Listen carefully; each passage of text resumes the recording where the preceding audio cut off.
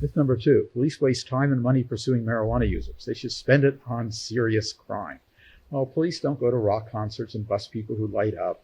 They don't keep lists of suspected marijuana users. They don't patrol college campuses with drug-sniffing dogs. Not that I know of, maybe they do.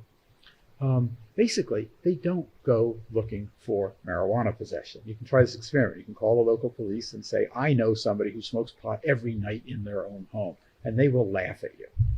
They are just not interested. They're not interested in possession. There is no war on drug users.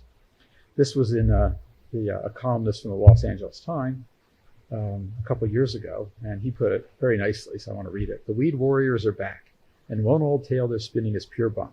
It's that too much tax money, cop time, and jail space are wasted corralling and incarcerated marijuana users. Maybe that was true decades ago, but today it's a myth. No one gets busted and jailed for merely smoking a joint. But over 500,000 people get arrested for marijuana possession in this country every year. And so what the heck is going on? How is that happening if police aren't looking for marijuana? And there's an answer to it. And the answer was really clear in data that came out from Vancouver, BC, before they legalized. But this is pretty much the story in the United States. Most U.S. crime is a symptom of substance abuse.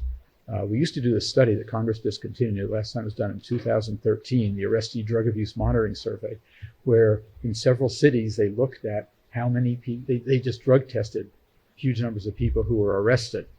And what they found is 75% of all arrestees were positive for illegal drugs, and 49%, I put down 50%, had marijuana.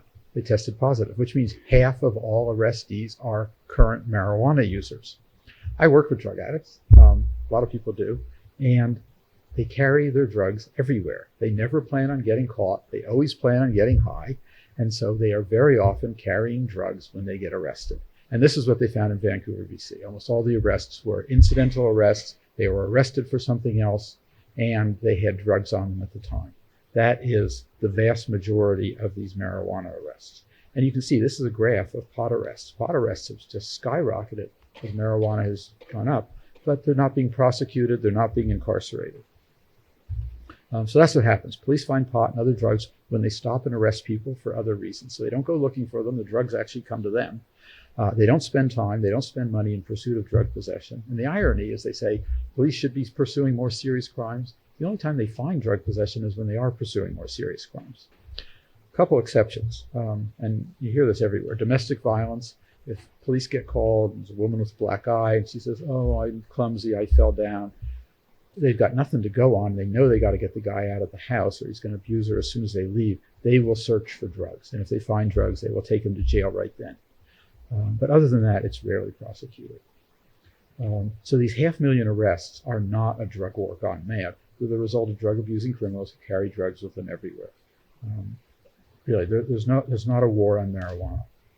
However, the pro-legalization groups really want us to believe that our prisons are filled with marijuana users. So you look at the sign.